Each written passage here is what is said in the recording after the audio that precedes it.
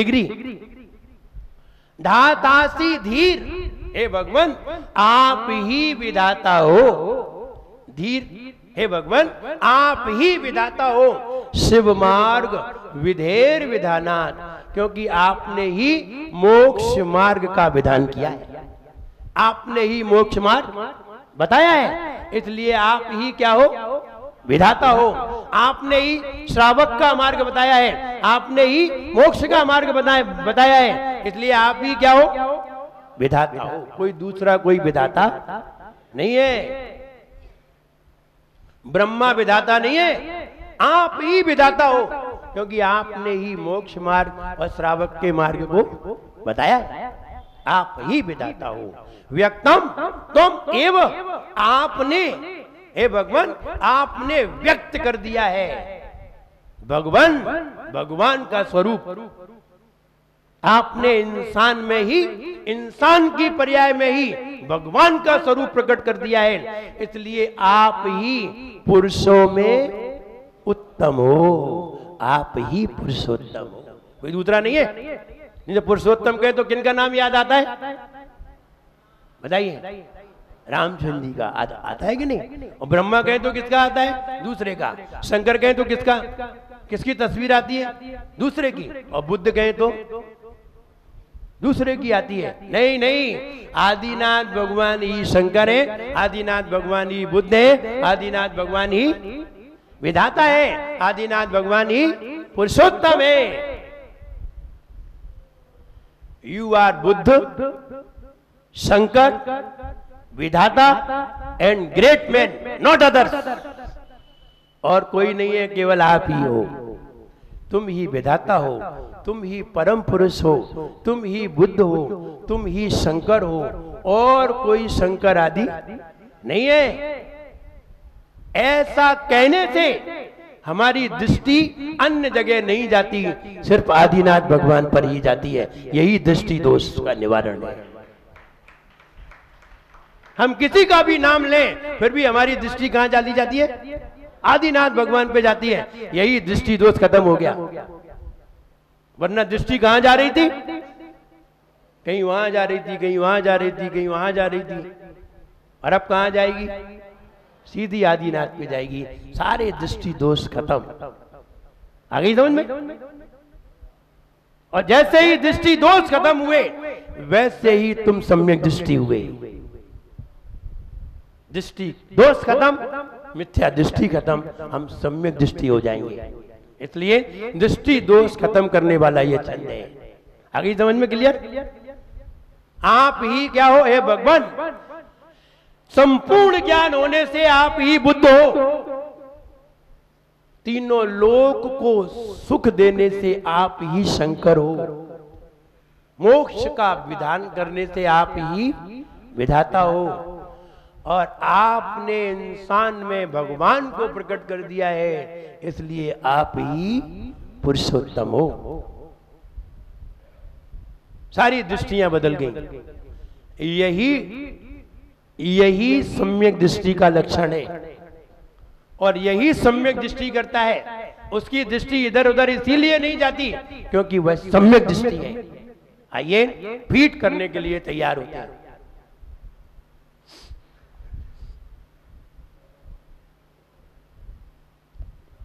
Feet करने के लिए तैयार होते हैं, लेकिन याद ढंग से रखना है। हम जैसे बोले बड़े स्मरण से, यानी बहुत गौर से सुनना है। आदमी, एक बार पत्नी लड़ पड़ी पति से, मालूम है किस बात पर? उसे डेट ऑफ बर्थ नहीं मालूम। ऐसा कोई होगा जिसे अपनी डेट ऑफ बर्थ नहीं मालूम? ऐसे बहुत कम। बताएं भले ही नहीं, लेकिन ऐसा नहीं होगा कि उसे मालूम ना। तो पत्नी बहुत नाराज, इस बात पे नाराज हो रही थी कि तुम्हें अपनी डेट ऑफ बर्थ नहीं मालूम और शादी की डेट मालूम है। तुम्हें शादी की डेट तो याद है, लेकिन डेट ऑफ बर्थ नहीं मालूम। तो पति ने बहुत अच्छा जवाब दिया, बहुत सुनने लायक। पति बोला, दुर्घटनाएं जिंदगी भर याद रहती,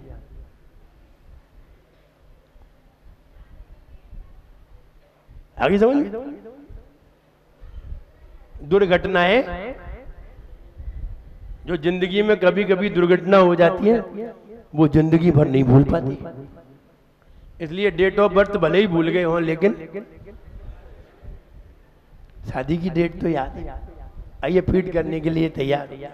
सबको याद होगी शादी की डेट। हाँ, डेट ऑफ बर्थ भले ही भूल गए हो वो तो याद रहेगी। दुर्घटना वाला दिन किसे याद नहीं रहता। आइए फीड करने के लिए तैयार होते हैं। ओ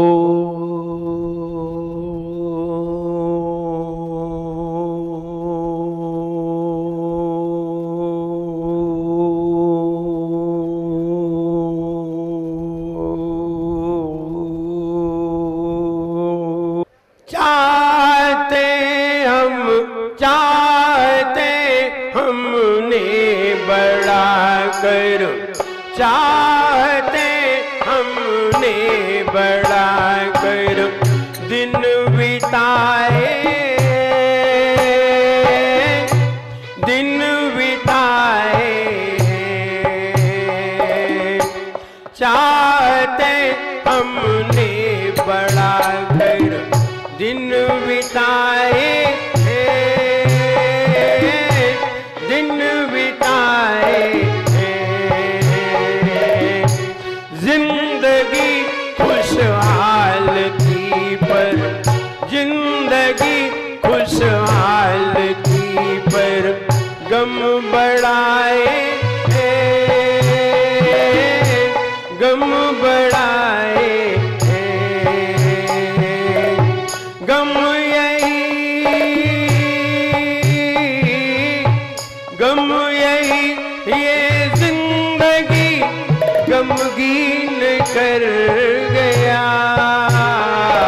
मेरा जीवन थोड़ा कागज थोड़ा ही रह गया। मेरा जीवन थोड़ा कागज थोड़ा ही रह गया। जिंदगी, जिंदगी को रख न पाया और मर गया। मेरा जीवन थोड़ा कागज थोड़ा ही रह गया। मेरा जीवन थोड़ा कागज थोड़ा ही रह गया। चाहे जीवन में क्रोध हो, चाहे जीवन में मान हो, चाहे जीवन में माया हो, सभी की जड़ तो ये लोभ है। अगर ये लोभ ना होता, ना मानव को क्रोध होता, ना मानव में मान होता, ना किसी में मायाचारी होती और न ही लोभ होता। एक लोभ सारी कसायों की जड़ है, सिर्फ लोभ। लेकिन लोभ व्यक्ति की समझ में नहीं आ सकता। महाराज की समझ में भी तब तक नहीं आता जब तक वे 10वें गुण स्थान को पार नहीं कर जाते, तब तक उनकी भी समझ में नहीं आता। और लोभ अंदर बैठा रहता है। हम समझते हैं हमारे अंदर लोभ नहीं है, लेकिन फिर भी हमारे अंदर लोभ है।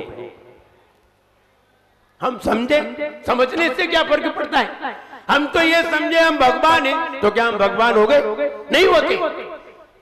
हम समझते जरूर हैं कि हमारे अंदर जरा सा भी कहीं लोभ नहीं है, लेकिन ध्यान दें, आपको यही नहीं पता कि लोभ कितने प्रकार के होते हैं।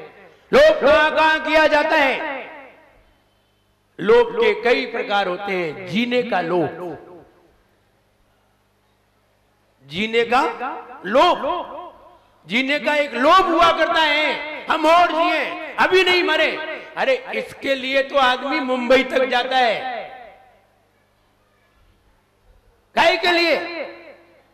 नहीं मरे नहीं। हाँ तुम मरोगे तो हो नहीं, ये निश्चित कर लो कि मरोगे नहीं।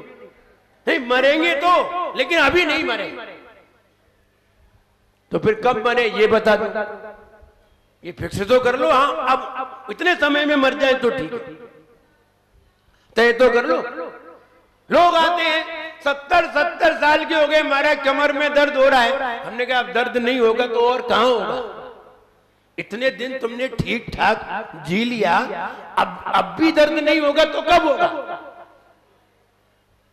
हमारी चुल्लिका माता जी बोली हम ऐसी समाधि कराओ कि हम चलते चलते चले जाएं। तो हमने कहा भाई चलते चलते किसी की समाधि होती ही नहीं है।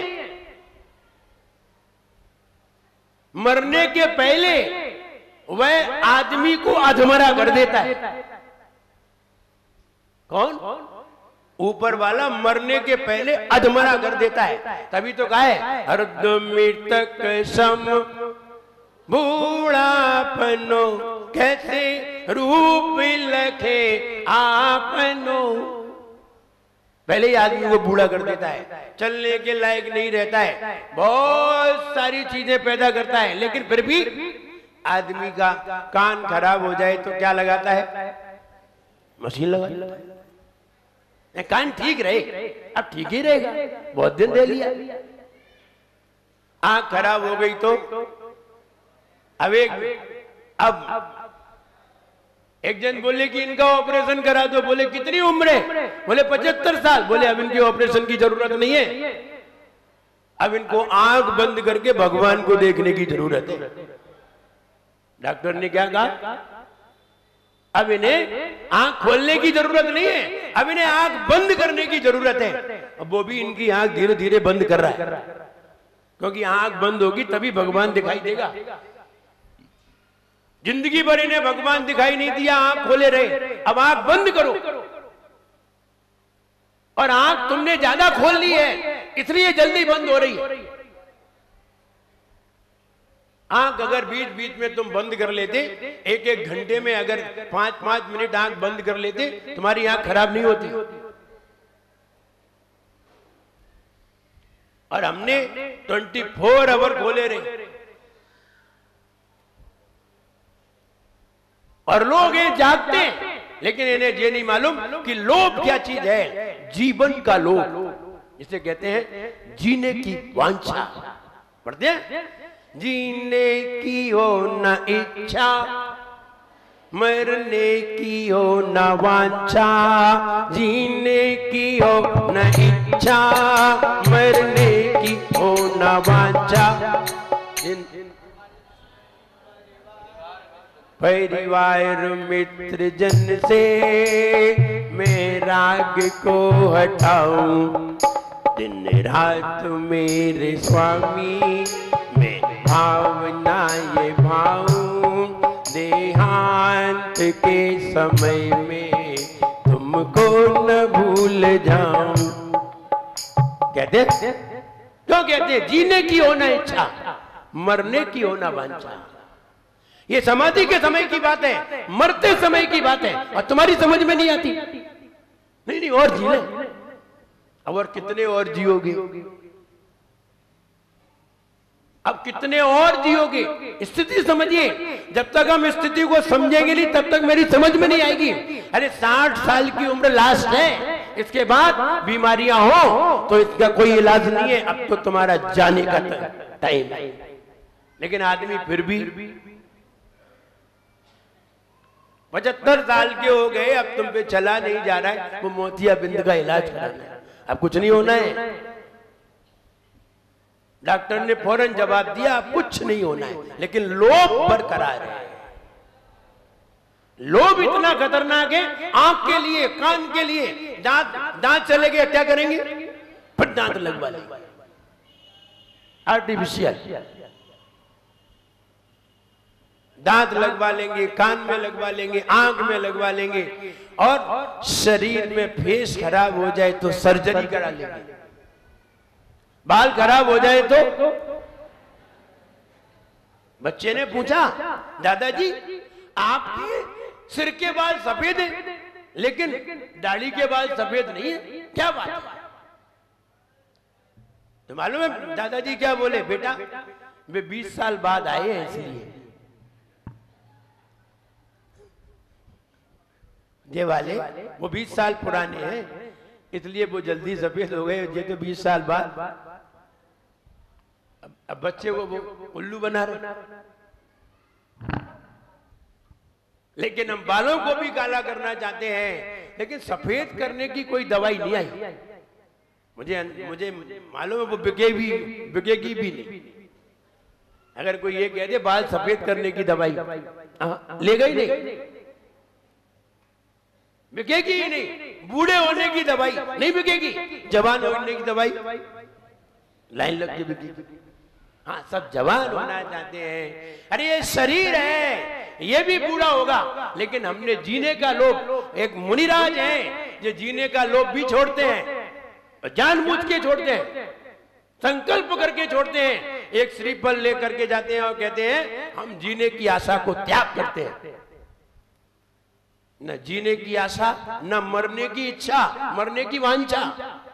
वांछा जल्दी मर जाए तो ठीक है, नहीं नहीं, ऐसा भी नहीं सोचते, क्योंकि ऐसा सोचना भी आप दुख को सहन नहीं कर पा रहे हो, इसलिए ऐसा सोच रहे हो।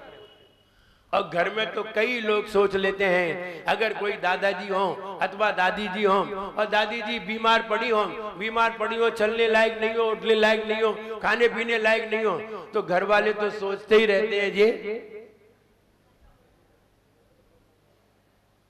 और इशारे में आकर के कई बार कह भी देते हैं महाराज ये कब तक रहेंगे। हमने हमें क्या मालूम कब तक रहेंगे, पूछ भी लेते और फिर आगे अपनी बात भी बता देते हैं। कहते हैं कि मेरा मन ये है कि बहुत दुख पा रहे हैं, इस दुख से मुक्ति मिले।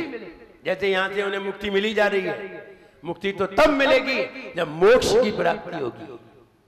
वहां भी तो दुख है, यहां भी दुख है, वहां भी दुख है। वहां जाके कौन सी सुख है? जब गर्भ में जन्म लेंगे तो पड़े रहेंगे, 9 महीने के दुख है। यहां कम से कम हाथ पांव तो चला लेते हैं, वहां तो हाथ पांव भी चला लेंगे नहीं है।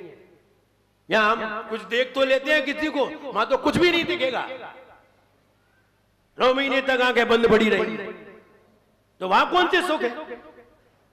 जो कह रहे नहीं यहां से दुख से मुक्ति पाए, जैसे कि इन्हें निर्वाण होने वाला है, आगे जन्म लेंगे वहां भी तो दुख है। हाँ, अगर तुम्हें अपने दादा के, अपने माता पिता के दुखों की चिंता हुई है तो इनको कैसे भी धर्म में लगा करके इन्हें व्रत दिला दो।